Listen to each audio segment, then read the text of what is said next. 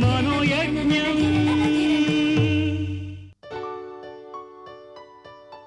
ఇంకా చాలు. కొద్దిగా చాలు. మహాలక్ష్మి, ఇండస్ట్రీకి కావలసిన స్థలం సర్వే చేయించాను. మనం ఈ మంచి పని తలపెట్టినందుకు విశ్వకర్మే బతికుంటే ఎంత ఆనందించేవాడు.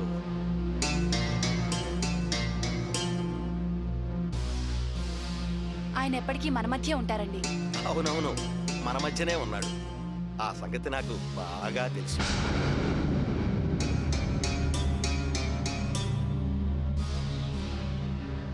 విశ్వకర్మ గారు తమ సంస్థ ద్వారా ఎంతో మందికి జీవనోపాధిని కల్పించాలని ఆశపడేవారు. మనస్ఫూర్తిగా దాన్ని పాటించారు కూడా. అంతెందుకు, మా కుటుంబానికి ఎంత చేశారు ఆయన? అది నిజమే. అందుకే అంటారు, మనిషి తను బతికుండగా చేసిన పుణ్యకార్యాలు చనిపోయాక ఆ మనిషిని బతికిస్తాయి అని. అదేంటమ్మా, అంత తక్కువ తింటే నీ కడుపులో ఉన్న బిడ్డకు కూడా శక్తి కావాలిగా. చాలండి. ఇంకొంచెం వేసుకో అమ్మా. వద్దండి ప్లీజ్. సరే, నువ్వు వెళ్ళి రెస్ట్ తీసుకో. పర్లేదండి, మీరు కానివ్వండి, నేను కూర్చుంటాను. ఇంకొంచెం వేనా? చాలు.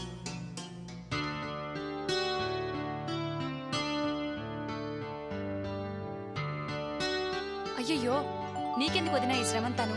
పర్వాలేదు, కూర్చో. గుడ్ నైట్ వదినా. Good night. వస్తాను.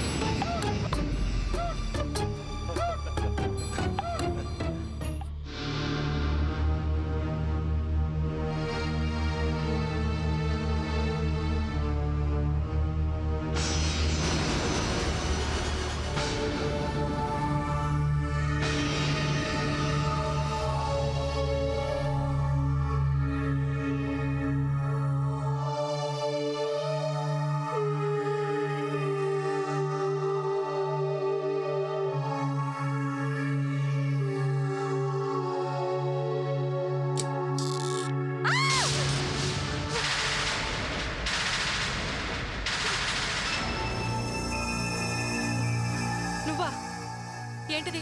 నేనే అమ్మా ఆదిమ్మను. దెయ్యాన్నో భూతానో చూసినట్టు అలా భయపడతారేంటి? దిష్టు తీయటానికి వచ్చాను. తీయమంటారా? సరే తీ. లోపలికి రండి.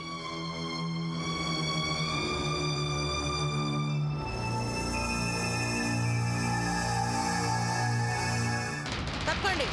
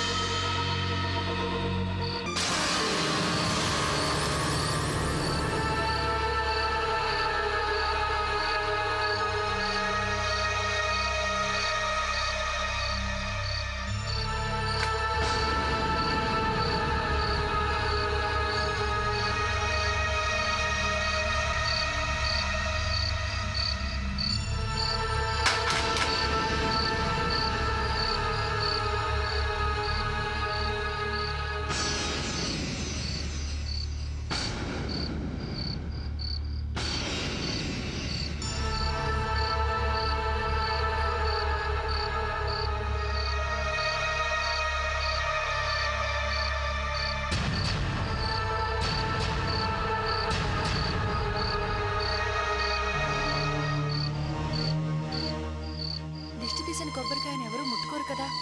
ఇతనేమిటి వాడిని అలా ఏరుకెళ్తున్నాడు?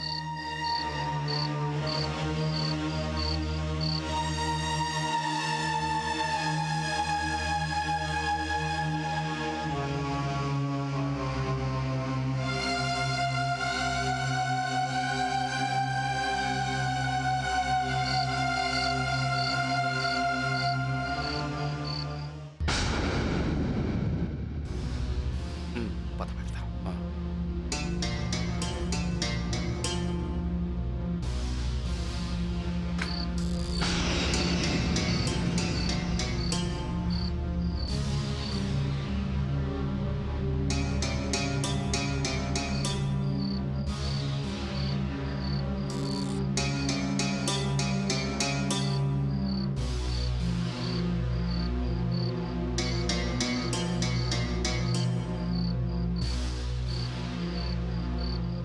ఏమిటి ఈ టైంకి ఇక్కడ రమ్మన్నారు? విషయం ఏంటి? చెప్తాను ఆగు.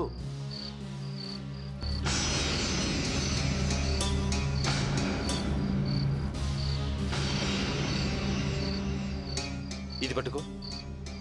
ఏమిటిది? అది ఈ దుష్టమాలని సీతామహాలక్ష్మి పడుకునే మంచం మీద తలకు దగ్గరగా పెట్టు.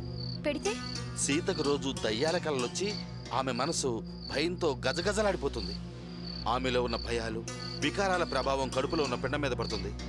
ఆ పిండానికి అన్ని దుష్టాలోచనలే సంక్రమిస్తాయి. చూడు, ఈ పని నువ్వు తొందరగా చెయ్యాలి. నువ్వు వెళ్ళు, వెళ్ళు.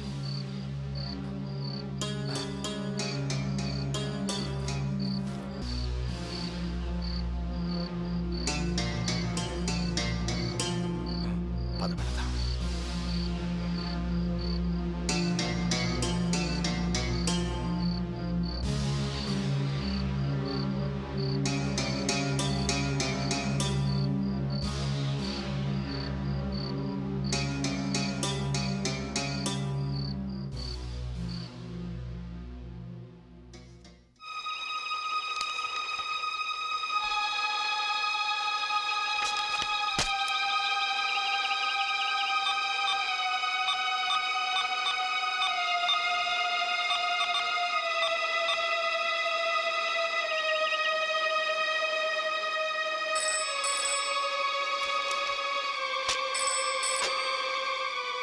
Hello, Dhananjay speaking. నేను విశ్వనాథని. అంకుల్, ఏంటి ఇండియా వెళ్ళగానే మమ్మల్ని మర్చిపోయారా? మీ ఫోన్ కోసం ప్రతిరోజు ఎదురు చూడటమే. మనం ఎదురు చూసేవన్నీ మనకు దగ్గరయ్యే రోజులు వచ్చినాయి ధనుంజయ్. అంటే నేను ఇండియా రాగానే విశ్వకర్మకు వ్యతిరేకంగా పనిచేసే శక్తులన్నీ నన్ను తమలో కలుపుకున్నాయి. ఏ శక్తులతో విశ్వకర్మ మనతో ఆడుకున్నాడో ఆ శక్తులతోనే వాడి ఆట కట్టిస్తాను. శక్తులేంటి? అయినా అటువంటి వ్యవహారాలు జాగ్రత్తగా డీల్ చేయాలి అంకుల్. నా జాగ్రత్తలు కూడా వాళ్లే చూసుకుంటున్నారు. ఏం పర్వాలేదు. అన్నట్టు నీ పని ఎంతవరకు వచ్చింది? ఫామ్ లోను వర్కర్స్ లోను పట్టు సాధించాను గాని ఇంపార్టెంట్ ఫైల్స్ ఏవి దొరకటం లేదు. శతానంద వాటిని స్వయంగా చూసుకుంటున్నాడు. ప్రతి విషయాన్ని జాగ్రత్తగా డీల్ చేస్తున్నాడు. ఓకే, శతానందకి నీ మీద అనుమానం రాకుండా జాగ్రత్త పడు. Be careful. అలాగే అంకుల్, ఉంటాను. Bye bye.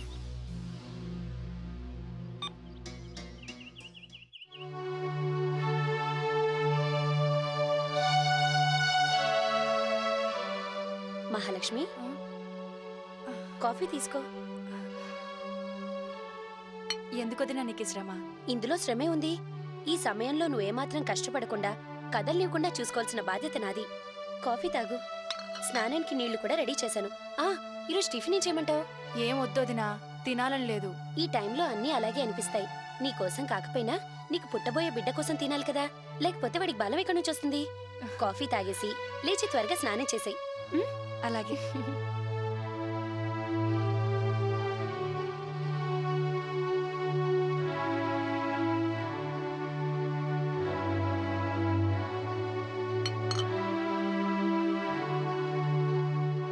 అదేమ్మా. ఏంటమ్మగారు? రాత్రి నువ్వు దిష్టి తీసిన కొబ్బరికాయ ఏం చేసావు? ఏం చేస్తానమ్మా, బయట పగలగొట్టాను. తర్వాత? వెనక్కి తిరిగి చూడకుండా వెళ్ళిపోయాను. ఆ తర్వాత? ఏమో, ఆ తర్వాత ఏం జరిగిందో నాకేం తెలుసు? నేను చూశాను.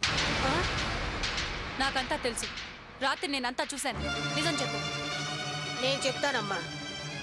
ఆ ఎదవికి రోజు చెప్తూనే ఉన్నాను, అది దిష్టి కొబ్బరికాయ, రోజు దాన్ని తినకూడదు అని. ఆడి కొబ్బరి పచ్చడి అంటే చాలా ఇష్టం అమ్మా. అందుకని ఆ దిష్టి కొట్టగానే ఆ కొబ్బరి ముక్కలు తెచ్చి నాకు ఇచ్చి పచ్చడి చేయమంటాడు. ఇదా సంగతి? సరే, అలా దిష్టి కొబ్బరికాయ ఏరుకుని తినద్దని చెప్పు. కావాలంటే మంచి కొబ్బరికాయ తీసుకోమని చెప్పు. నాకు అలా ఇష్టం లేదు. అలాగేనమ్మా. ఇదిగో ఈ గది తొందరగా ఊడ్చే. సీత, స్నానానికి అన్ని రెడీ చేశాను. లేచి స్నానం చేయి. కాసేపు ఆయి చేస్తాను వదినా. మార్నింగ్ స్నానం చేస్తే డే అంతా ఫ్రెష్ గా ఉంటావు. పద పద రా.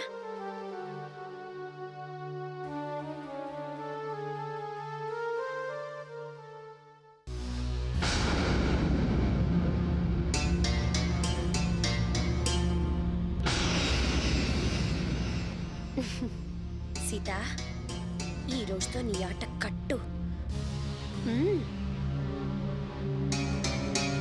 వదినా, వదినా. సీత, వదినా, టవల్ పెట్టడం మర్చిపోయా వదినా. అయ్యో, అంత కంగారు మర్చిపోయాను. ఇప్పుడే తీసుకొస్తాను. తెచ్చివ్వు. సీత, ఇదిగో టవల్.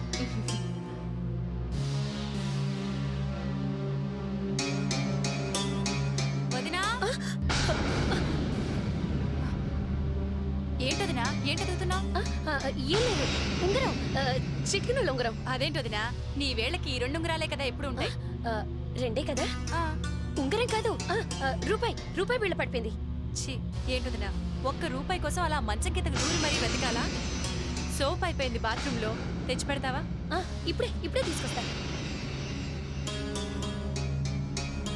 ఏమిటో, వీళ్ళకి ఇంకా డబ్బు మీద ఆసిపోలేదు. సీత, పెట్టేశాను.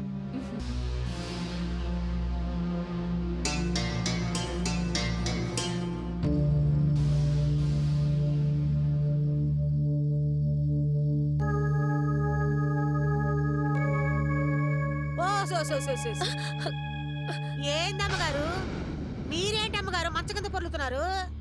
బాగుంది వరుస. అదేం లేదు కానీ, నువ్వేంటి ఇప్పుడు వచ్చావు? ఇప్పుడు కాకపోతే ఇంకెప్పుడు రమ్మంటారు? గది ఊడవాలి. ఇప్పుడేం అవసరం లేదు, తర్వాత ఉడుచుకోవచ్చు. ఇందాక అమ్మగారు చెప్పారు గది ఊడ్చమని. లేకండి లేకండి, లేకండి.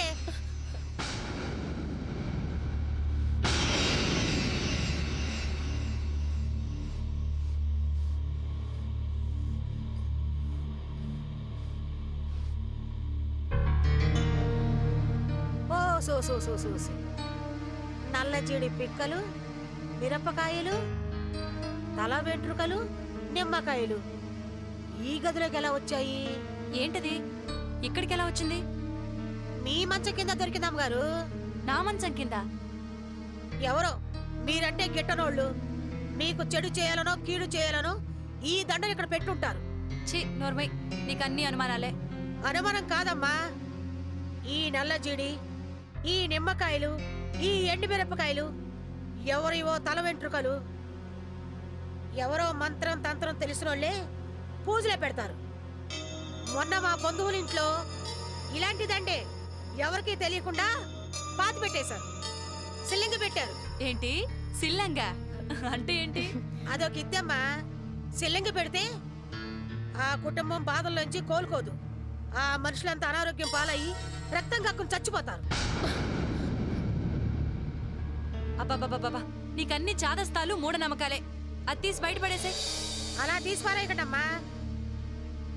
ఎవరు పెట్టారో తెలుసుకుని వాళ్ళ పళ్ళు రాలగొడితే దీనికున్న శక్తి పోద్ది. ఎవరు పెట్టుంటారు? ఈ ఇంట్లో ఉన్నది మీరు, నేను, ఈ అమ్మగారు. అంటే ఏంటే అది నేనే పెట్టానన్న నీ ఉద్దేశం? మిమ్మల్ని కాదమ్మా.